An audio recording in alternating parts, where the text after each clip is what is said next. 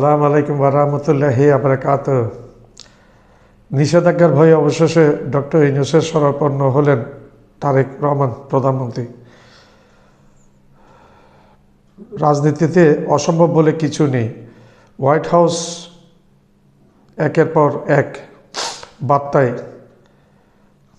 White হাউসের একের পর এক বার্তায় নথি স্বীকার করল প্রধানমন্ত্রী তারেক রহমান।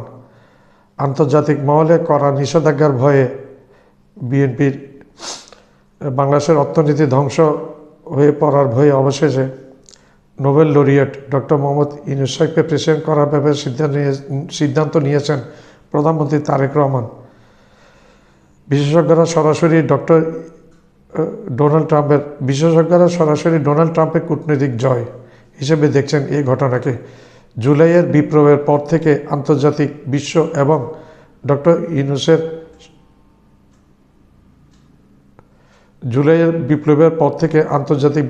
এবং ডোনাল্ড ট্রাম্পের সমর্থন ছিল ডক্টর ইউনূসের প্রতি।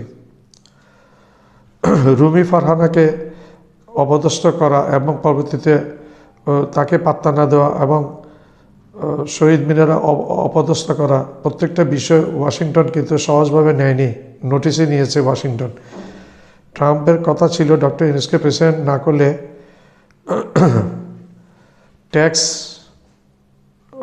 ট্যাক্স বাড়িয়ে দেবে, গার্মেন্টস ইম্পোর্ট কমিয়ে দিবে, তারেক রহমানকে অবৈধ হিসেবে দেখবে তখন আমেরিকা। গত 2 ঘন্টায় তারেক রহমানের উপর তিন ধরনের প্রেশার ছিল আমেরিকার পক্ষ থেকে: ব্যক্তিগত নিষেধাজ্ঞা, রপ্তানি খাতে রেড কার্ড, লাল কার্ড এবং দলীয় অসন্তোষ।